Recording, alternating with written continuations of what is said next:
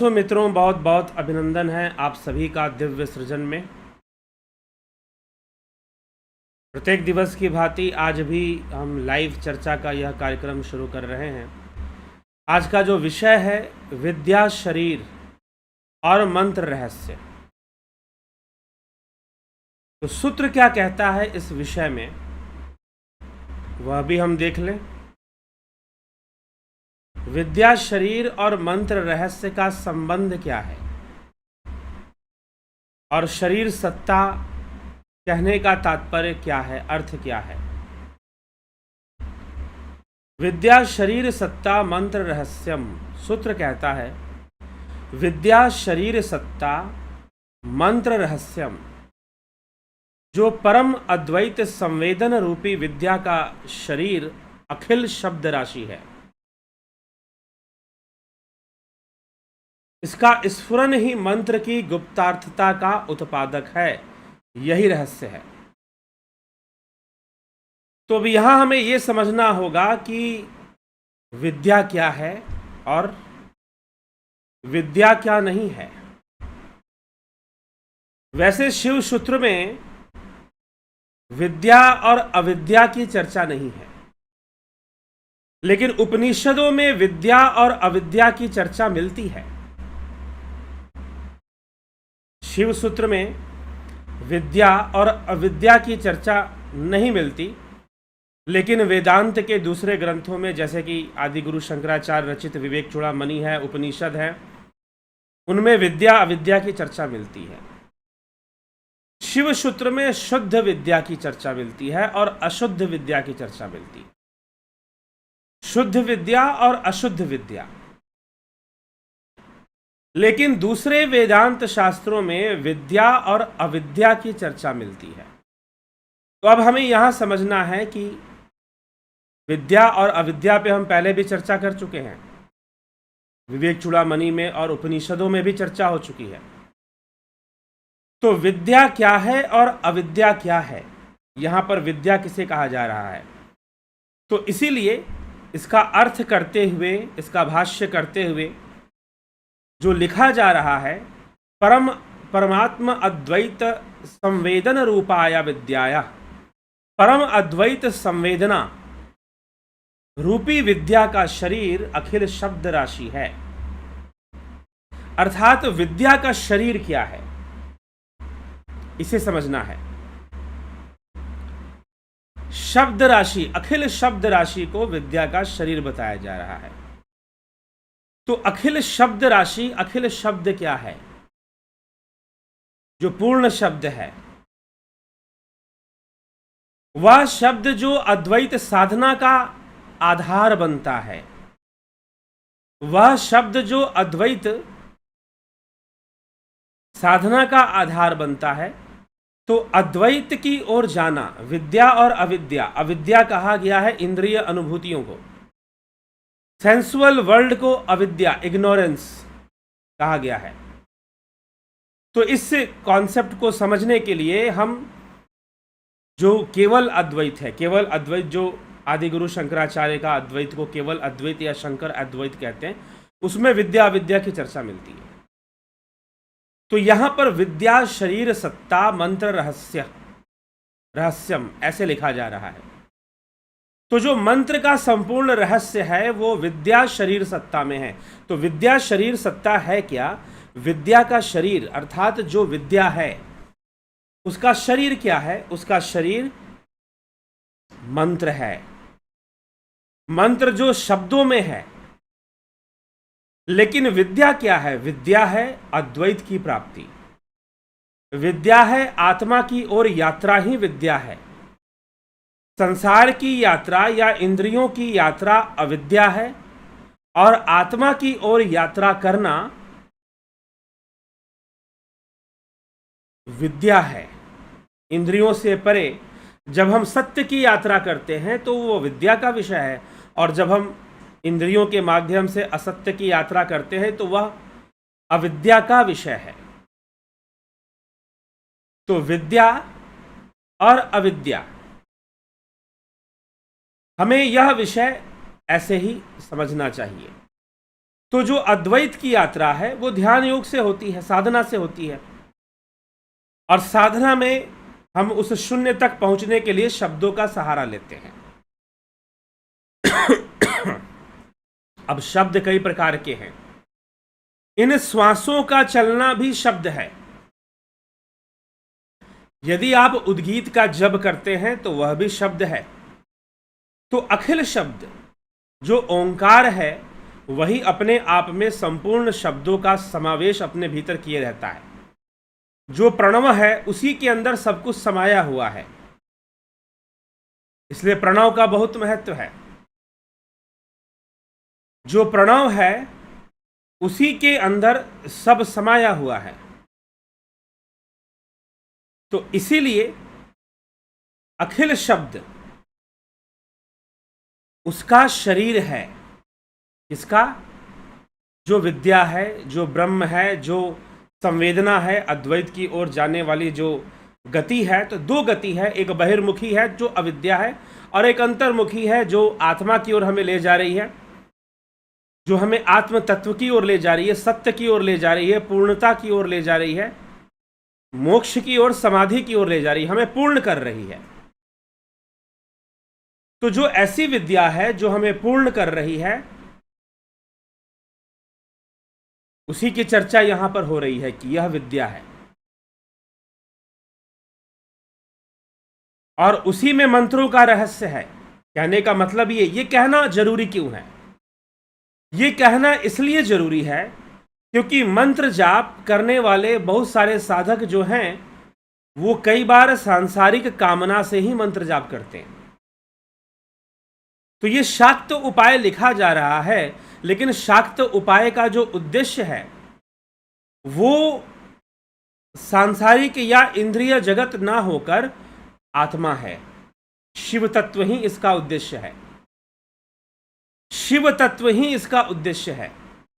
इसीलिए मंत्रों के माध्यम से भी विद्या की प्राप्ति होती है। नहीं तो मंत्रों से अविद्या की भी गति हो सकती है। इसलिए यहां पर विद्या शरीर सत्ता मंत्र रहस्यम, इस प्रकार से विद्या को समझाने के लिए, क्योंकि विद्या में ही मंत्रों का रहस्य है। परम अद्वैत संवेदन रूपी विद्या, परम अद्वैत संवेदन रूपी विद्या का शरीर अखल शब्द राशि है। अर्थात प्रणव ही उसका शरीर है, ओंकार ही उसका शरीर है। किसका शरीर है ओंकार? विद्या का, अविद्या का नहीं। अविद्या का शरीर तो ये पंचभूत का शरीर बना हुआ है, यही अविद्या रूप है।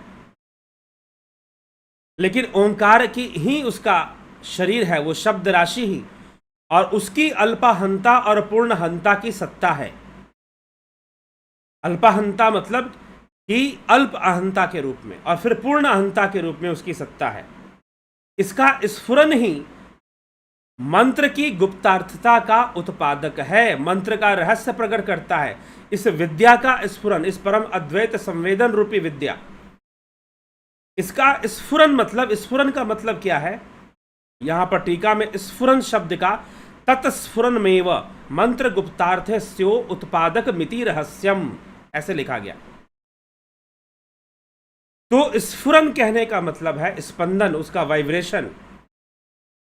तो उस प्रणव का वाइब्रेशन होना चाहिए, उसमें एक स्पंदन है,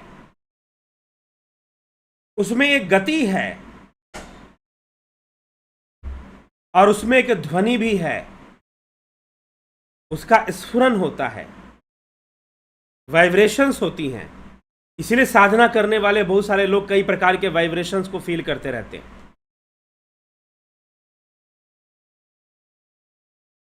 वाइब्रेशंस को फील करते हैं लोग, स्फुरन को महसूस करते हैं।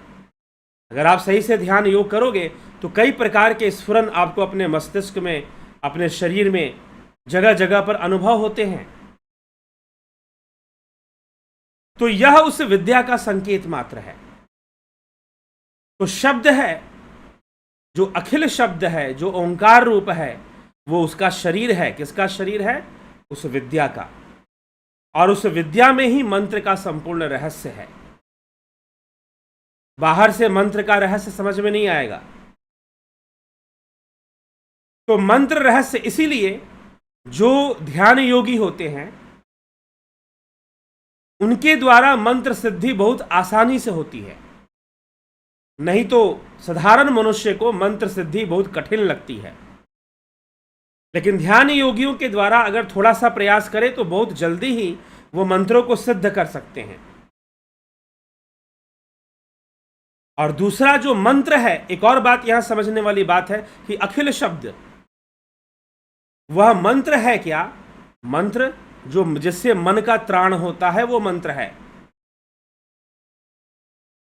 जिससे मन का त्राण होता है वही तो मंत्र है। तो फिर मंत्र क्या है? महामंत्र जो जपत महेशु काशी मुक्त हेतुपदेशु, रामचरितमानस में महामंत्र की चर्चा लिखी गई है। वो महामंत्र क्या है? शिव महापुराण में लिखा गया उमा संहिता में कि वह शब्द ब्रह्म ना ओंकार है, ना मंत्र है, ना बीज है, ना अक्षर है, अर्थात उसका उच्चारण नहीं होता। वो कौन सा अव्यक्त मंत्र है? वो कौन सी अव्यक्त अवस्था है? वह एक स्फुरन है, एक स्पंदन है। ध्यान योगी ध्यान करते हुए वैसे उसका अनुभव कर लेता है, एक ऊर्जा का अनुभव कर लेता है जो ऊर्ध्वगामी है, अपवर्ड डायरेक्शन में है। तो वो उसका उस स्फुरन का अनुभव कर लेता है। तो यह जो स्फुरन है, अब यहां पर ऐसी बातें लिखी गई हैं, कुछ बातें ऐसी हैं जो कि शायद ध्यान योग साधना करते हुए ही समझा जा सकता है, पढ़कर भी नहीं समझा जा सकता है। तो ये रहस्य है। तो प्रणव साधना करने वाले योगी बहुत जल्दी किसी अन्य मंत्र को भी सिद्ध कर सकते हैं, क्योंकि उनके पास मंत्रों का रहस्य है। बहुत जल्दी वो मंत्रों को गहराई में लेके उतर जाते हैं। इसीलिए विद्या शरीर सत्ता मंत्र रहस्य, विद्या शरीर सत्ता मंत्र रहस्य। विद्या शरीर की जो सत्ता है वो स्वयं प्रणव है। वही सारे जो विद्या है, विद्या मतलब जो ब्रह्म विद्या की बात हो रही है यहां पर, जो शिव विद्या है, जो भैरव विद्या है, उसकी यहां पर बात हो रही है। जो भैरव की यात्रा कराता है, आत्मा की यात्रा करवाता है, चेतना की ओर ले जाता है, सत्य की ओर ले जाता है, जिसमें हम ध्यान योग के माध्यम से जानते हैं।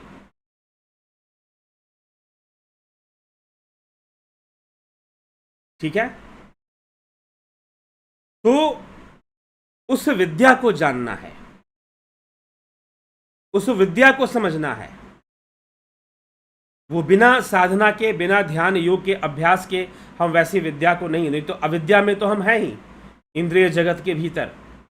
तो मंत्र रहस्य को समझने के लिए विद्या को भी जानना चाहिए, और उस विद्या का जो शरीर है वो मंत्र रूप में ओंकार ही होता है, प्रणव ही होता है। वही उसका शरीर बनता है, प्रगट रूप में, बाह्य रूप में हम कह सकते हैं। लेकिन उसकी गति अंतर्मुखी है, अद्वैत गति है उसकी। अद्वैत गति मतलब अद्वैत की ओर उसकी गति है, द्वैत की ओर उसकी गति नहीं है। इंद्रिय अनुभूतियां द्वैत हैं, इंद्रिय अनुभूतियां द्वैत हैं, द्वैत की ओर इंद्रिय अनुभूतियां हैं। लेकिन इंद्रियों से परे, द्वैत से परे अद्वैत की यात्रा है। उस शब्द के माध्यम से अद्वैत की यात्रा होती है। तो उसी को विद्या शरीर सत्ता मंत्र रहस्यम, छांदोग्य उपनिषद को समझे तो सारे मंत्रों का जो रहस्य है उद्गीत में है, उद्गीत में है। उद्गीत की सिद्धि से ही सारे मंत्र अपने आप सिद्ध हो जाते हैं। एक सधे सब सधे, ऐसा माना जाता है। एक को साध लेने से सब साध लेते हैं। तो इस तरह से हमें समझना पड़ेगा। तो विद्या शरीर सत्ता की बात कही जा रही है, तो हमें इसको साधना के माध्यम से, ध्यान योग के माध्यम से इसकी गहराई को और समझेंगे। और ये विद्या की चर्चा है। विद्या को, संसार की चीज़ों को अविद्या माना गया है, इंद्रिय अनुभूतियों को भी अविद्या मान लिया गया है, तो इसे विद्या कहते हैं। जो अद्वैत का संवेदन है, अद्वैत की यात्रा है, उसे विद्या कहते हैं। ठीक है? उस विद्या का जो शरीर है वो शब्द रूप है, वो अखिल शब्द ओंकार ही है, और उसी में संपूर्ण मंत्रों का रहस्य है। ये बात समझाने का प्रयास इस सूत्र में कहा गया। अभी विद्या अविद्या की चर्चा और आगे चलने वाली है। हालांकि अविद्या की चर्चा नहीं आती है, अशुद्ध विद्या की चर्चा आती है। अशुद्ध विद्या, अशुद्ध विद्या क्या है? अशुद्ध विद्या की सृष्टि कैसे होती है? अशुद्ध विद्या प्रकट कैसे होती है? विद्या कैसे प्रकट होती है? विद्या प्रकट होती है तो गुरुरूपाय, गुरुरूपाय बताया गया है। विद्या प्रकट होती है तो योगियों के माध्यम से जो जानते हैं वो हमारे अंदर विद्या को प्रकट करते हैं कि कैसे हमें विद्या की ओर आगे बढ़ना है। अविद्या में हम हैं, लेकिन हमें विद्या की ओर, ध्यान योग के माध्यम से हमें विद्या की ओर आगे बढ़ना है। तो जब हम अंतर्मुखी होकर ध्यान योग की ओर आगे बढ़ते हैं तो वह विद्या का विषय आ जाता है, विद्या का विषय आ जाता है। तो हमें विद्या की ओर आगे बढ़ना चाहिए, ये कहने का तात्पर्य है। और अशुद्ध विद्या क्या है?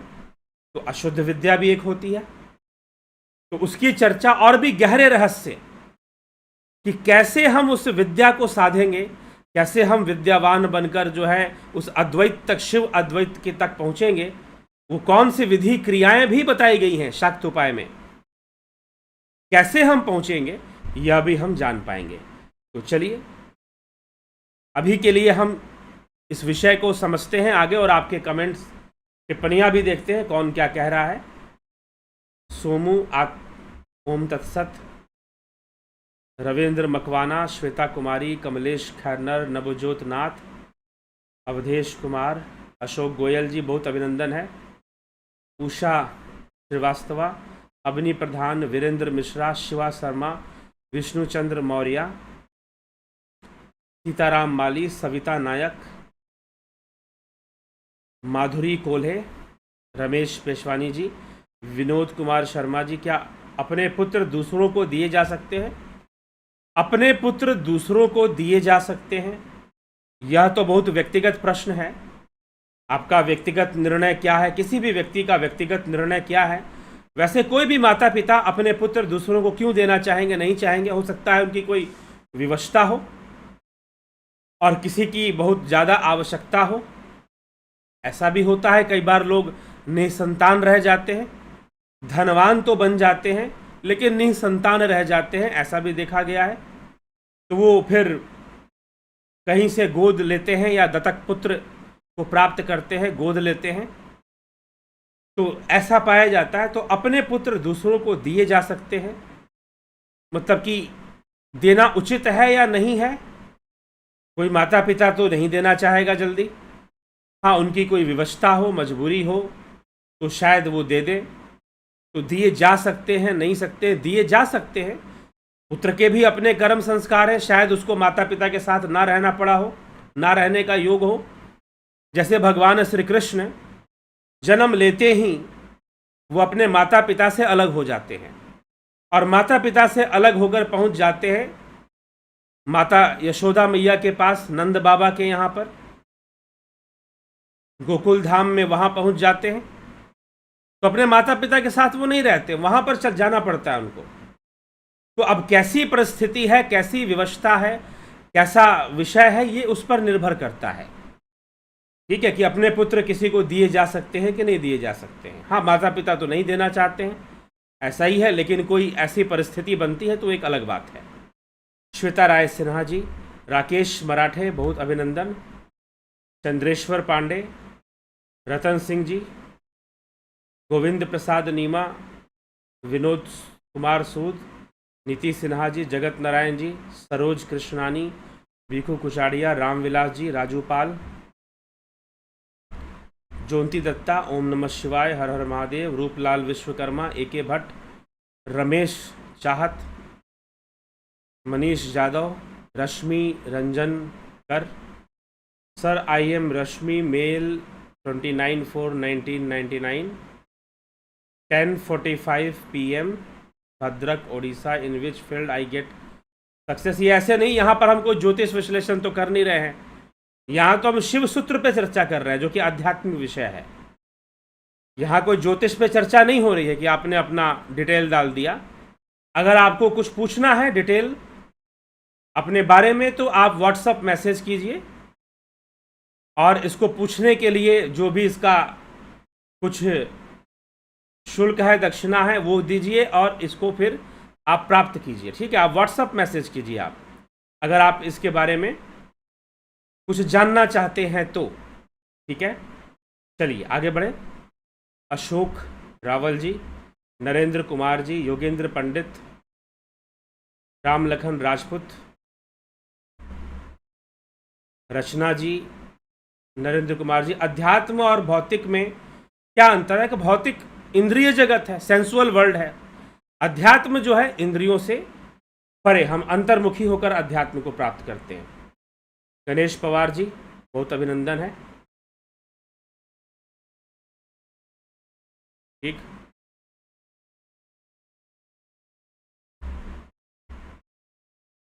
तो अशोक रावल, नरेंद्र कुमार, योगेंद्र पंडित, राम लखन, रचना जी, नरेंद्र कुमार, गणेश पवार, ओम राज हेम्ब्रॉम, चंद्रेश्वर पांडे।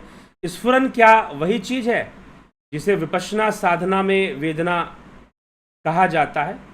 वहां पर संवेदनाओं पर ध्यान लगाते हैं, जहां तक, हालांकि एक अलग विषय है।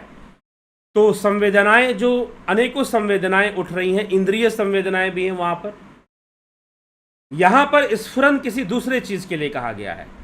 स्फुरन कहा गया है आपको साधना करते हुए हम सूक्ष्म स्फुरनों का अनुभव करते हैं, वो है। उसमें कुंडलिनी जागरण का भी स्फुरन होता है, जैसे कि रीढ़ की हड्डी से कोई वाइब्रेशन ऊपर की ओर चढ़ता है, ऐसा भी होता है।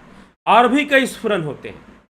तो जब विद्या के मार्ग पर साधक चलता है, विद्या मतलब अद्वैत की यात्रा करता है, तो उसमें ऐसे स्फुरनों का आना, और वो शांत स्फुरन कई रूप से होते हैं। जब आप शून्य का अनुभव करते हैं कि भाई शून्य का हम अनुभव कर रहे हैं, श्वासें भी नहीं चल रही हैं, स्थिर हो गई हैं, वह भी एक स्फुरन है। यहाँ भ्रिकुटी के मध्य में भारी भारी होना और वाइब्रेशंस महसूस होते हैं, वो भी एक स्फुरन है। ठीक है, तो स्पेशली ये विपश्यना के लिए है, ऐसा नहीं है। क्योंकि अगर विपश्यना के लिए होता तो मंत्र में विपश्यना शब्द का भी प्रयोग कर दिया गया होता शायद। ठीक है, हाँ, जो विपश्यना की साधना है वह भी शैव साधनाओं से ही निकला हुआ है, इसमें कोई संशय नहीं है। तो यह एक अलग विषय की ओर बात चली जाती है जब हम विपश्यना का नाम लेते हैं, क्योंकि विपश्यना को शैव शास्त्रों से नहीं समझा जाता, बौद्ध विचारधारा से समझा जाता है। ठीक है, ये बात यहां पर आ जाएगी फिर। तो इसलिए हम जब शैव शास्त्र की बात कर रहे हैं तो यहां पर वो विद्या कह रहे हैं कि भाई विद्या जो है वह ब्रह्म विद्या, वह अद्वैत की जो यात्रा है उसमें जो स्फुरन होती है उसके लिए कहा गया है। तो वो सूक्ष्म स्फुरन, सूक्ष्म गतियां हैं जो कि अनुभव में हमारे आती हैं। नरसा राम जी, सर जी नमस्कार। डीप ज्ञान जी, हाँ, ये थोड़ी गहरी बातें हैं, अनुभव गम्य करने की बातें हैं, ध्यान साधना करने की बातें हैं। ध्यान साधना कर कर ही कुछ बातों को समझा जा सकता है, जो लोग करते हैं। अब चंद्रेश्वर पांडे जी करते हैं, इसीलिए उन्होंने पूछ दिया कि भाई स्फुरन क्या चीज़ है जिसे विपश्यना साधना में वेदना कहते हैं। इस तरह से ये प्रश्न आ जाता है। ठीक है, नरेंद्र कुमार जी, ज्ञान और विज्ञान में अंतर बताने की कृपा करें। बताया जा चुका है, कई बार बताया जा चुका है। विज्ञान समाधि की प्राप्ति है, ध्यान योग के द्वारा विज्ञान की ओर हम जाते हैं। ज्ञान जो हमें मिल रहा है, ध्यान योग करने की बातें और आध्यात्मिक ज्ञान जो मिल रहा है, उसे ज्ञान कहा जाता है। ठीक है, और समाधि की प्राप्ति जहां वह ज्ञान भी नहीं रहेगा, ज्ञानम बंध, ज्ञान भी बंधन होता है। करण पासी जी, पवन कुमार गुप्ता जी, करण पासी। इंद्रियां कितनी हैं? मन इंद्रियां 11वीं इंद्रियां मन को कहते हैं। मन इंद्रियों का राजा है। सारी इंद्रिय अनुभूतियों को प्रोसेस करने वाला मन ही है, मन में ही सब जाता है। विनोद कुमार शर्मा, पुण्य प्लीज एक्सक्यूज मी। क्या पुण्य? मतलब पुण्य के लिए अपना संतान किसी को देना, क्या है? काशीनाथ जी, ओम तत्सत। अच्छा, अच्छी व्याख्या चल रही है। ठीक है, मिथिलेश सिंह जी, चंद्रेश्वर पांडे जी, एसपी सैनी जी, सतीश मास्टर जी, गणेश आम्बेकर जी, सभी का बहुत बहुत अभिनंदन है। ध्यान योग का कोर्स, कुछ बातें ऐसी हैं शाक्त उपाय में जो ध्यान योग से हमें समझ में आएंगी। अभी और भी ऐसी गुड़ बातें होने वाली हैं।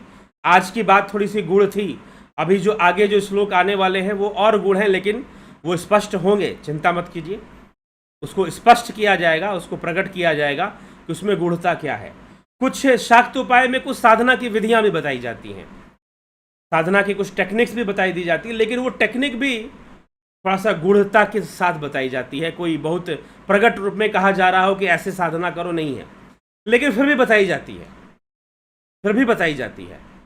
तो उन सबको भी हम समझने का प्रयास करेंगे। इसीलिए ये शास्त्रों के वाक्य हैं, और कई बार जो इनके लेखक हैं वो जानते थे कि भाई हमें पढ़ेगा कौन, हमें वही पढ़ेगा जो संस्कृत जानता होगा, और जो संस्कृत जानता होगा उसे अध्यात्म के साहित्य पढ़े हुए होंगे, दूसरे भी ग्रंथ उसके पढ़े हुए होंगे, तो वो हमारी बातों को समझ लेगा।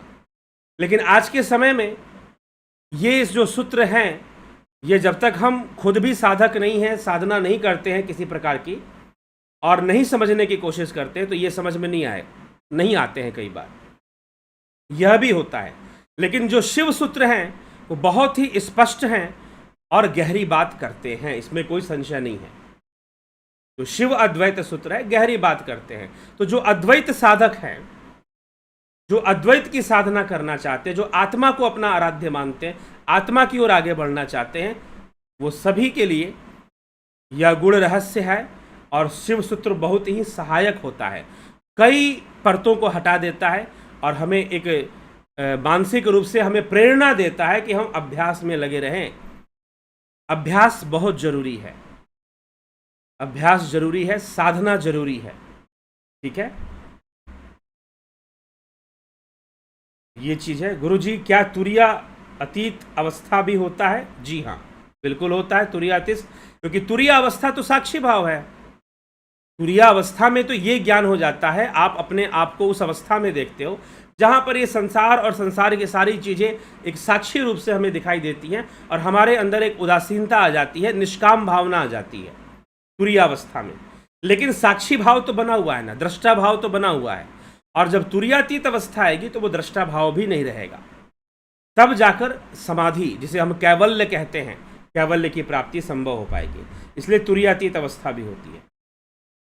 DN पांडे जी, सर जी, मेरा चलता तो शरीर से मन को काट कर निकाल देते, शरीर से मन, मेरा चलता तो शरीर से मन को काट के निकाल देते। ठीक है जी, अगर हो पाता तो ऐसा है, लेकिन मन और चित्त, ये सारी चीज़ें, शरीर एक साथ जुड़ी हुई हैं। कल के सूत्र में बहुत अच्छे से स्पष्ट होगा। ये प्रश्न जो आपने किया है कि आप मन को काट के निकालने की आवश्यकता नहीं होती है, मन का निवारण होता है, निग्रह होता है। ठीक है, ना कि उसको काट के निकाला जाता है। तो मन का अंत ही है, ध्यान से ही मन का अंत होता है। अगर आप मन को काट कर निकालना चाहते हैं तो ध्यान योग अच्छे से करिए, ध्यान योग अच्छे से करिए, मन अपने आप शांत हो जाएगा। मन की जो गतिविधियां हैं अपने आप आपसे अलग होने लगेंगी। ठीक है, तो ये चीज़ है, तो वो करने की आवश्यकता है। ठीक है, तो आज के विचारों को, आज के इस कार्यक्रम को यहाँ पे विराम देते हैं, और कल फिर मिलते हैं। कल का विषय भी बहुत महत्वपूर्ण विषय है, कैसे चित्त के द्वारा कैसे सृष्टि हो गई, कई चीज़ें हमारे सामने आ गई, उन सब की व्याख्या है। अमन कक्कर जी, अवनी प्रधान जी, बहुत बहुत अभिनंदन है आप सभी का। तो चलिए इसी के साथ विराम देते हैं आज के कार्यक्रम को। कल फिर मिलते हैं लाइव चर्चा में। बहुत बहुत आभार। और कोई भी यदि आप ध्यान योग का कोर्स करना चाहते हैं, बहुत अच्छे से समझ पाएंगे, तो ध्यान योग के कोर्स के लिए आप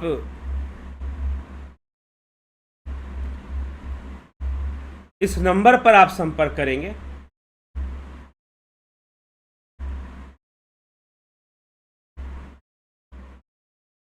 ठीक,